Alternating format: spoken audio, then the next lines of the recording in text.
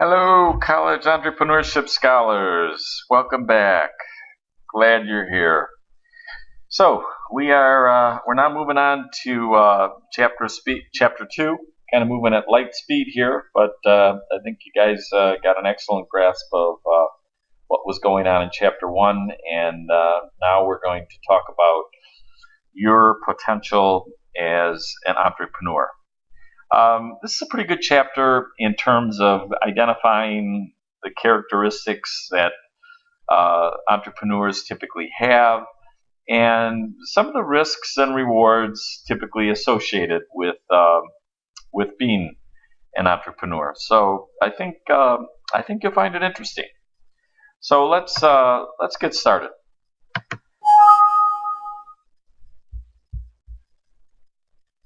Okay, maybe not. Okay, here we go. All right. So the first first question as it relates to being an entrepreneur is um, typically most entrepreneurs, if they interview them at some point in time in their career, will typically say, you know what, I had a role model, very early in my career that guided me and helped me uh, in in my endeavors and encouraged me. And that essentially is what a role model is. It's someone whose attitudes and achievements other people try and emulate, which is a good thing. Do you need a role model? Not necessarily. As this quote from Gail Ann Hurd speaks to, if you can't find a good role model, be one yourself. And certainly, all of you are capable of doing that. Okay, so there are typically characteristics that entrepreneurs have, which are defined in what is called a profile. Here's a short profile of a successful entrepreneur that started a PR firm, Grapevine PR, Steve Levine. He's 30 years old. His firm represents celebrities and businesses and organizations based in Hollywood, California. So he's obviously a successful guy, and if you kind of look into his background, there's probably a set of characteristics that identify the type of, of person that made him successful as an entrepreneur.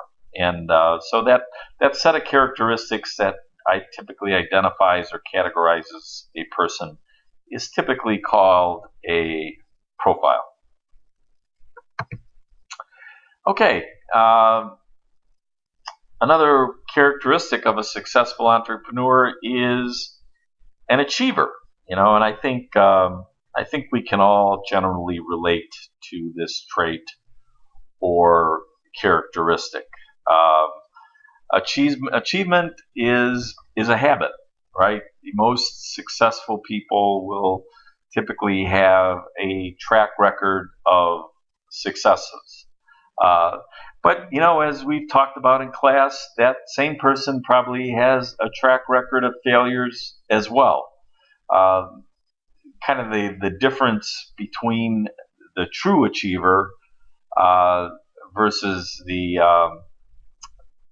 let's call him the phony achiever is true achievers recognize that failure is part of the process of growth, and they typically learn from their failures and use it to build on their next great achievement. I think we've talked about Steve Jobs, how he got kicked out of Apple, a company that he founded, and went on to have success on his own, but then was actually brought back to Apple to reinvigorate it after it was very close to calling Peter Francis Geraci. And he basically launched relaunched one of the most successful companies in the world. Okay, another characteristic of an entrepreneur is being goal oriented. Um, what does that mean? As this particular visual says, goals are dreams with deadlines, and that's a pretty powerful statement. I think that does pretty much capture the essence of what a goal-oriented person are and what a goal is. There typically is a particular objective that someone has, and there are particular deadlines, and that is very much a trait of an entrepreneur. Okay, so some of the things that entrepreneurs need to be successful are what are called foundational skills. And on this, here's a great example that I picked up over on the internet. Here are Fortune 500 companies, right? The Fortune 500 companies are the 500 largest companies in the world.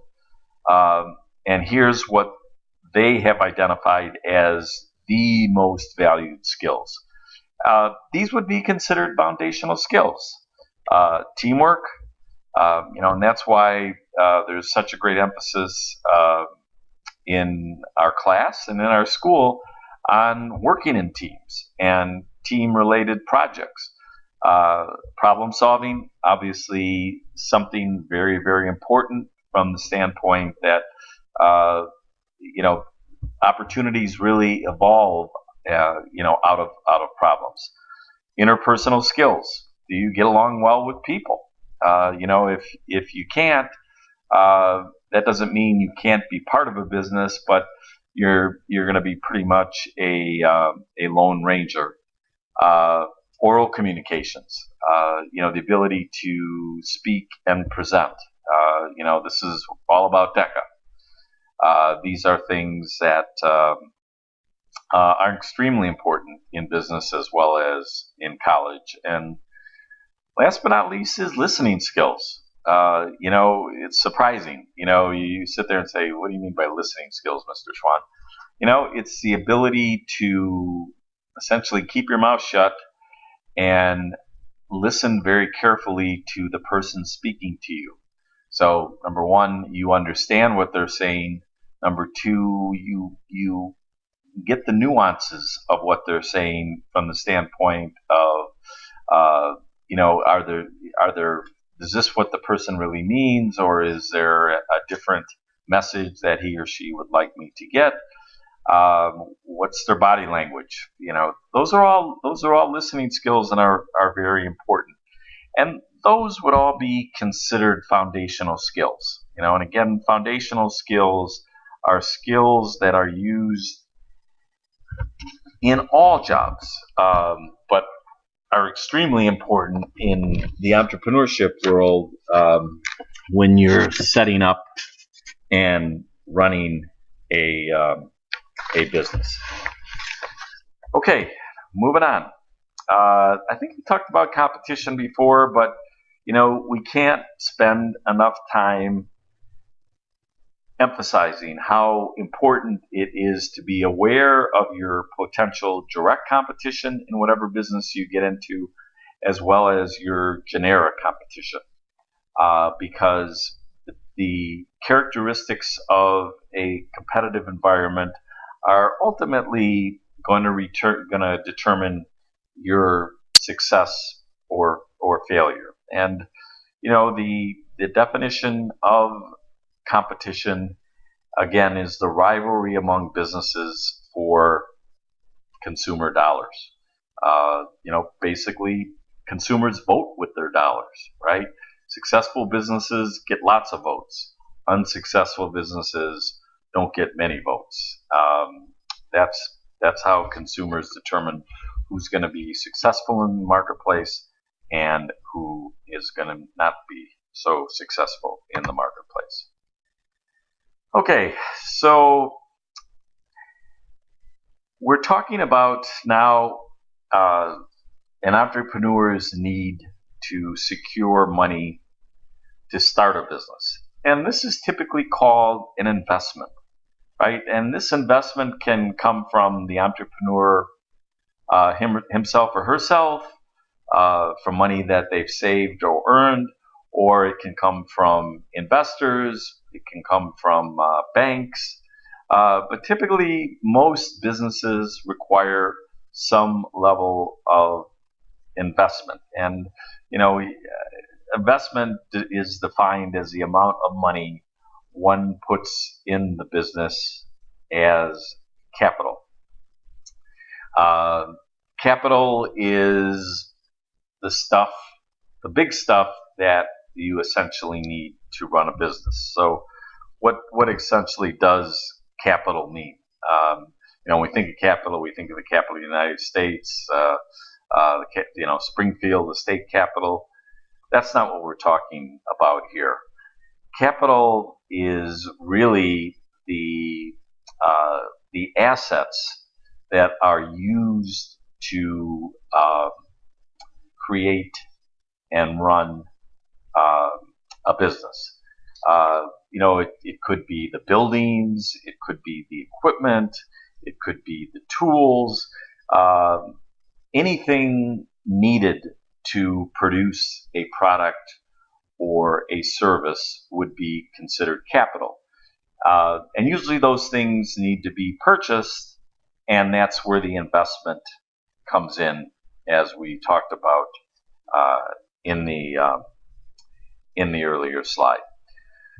So guys, we're pretty much at a little over 10 minutes here on this particular video segment, and so I'm going to be signing off. Sorry about the little technical difficulties at the beginning, but we were rocking and rolling after that. So please review this, take good notes, and you'll be having a quiz when you come to class tomorrow.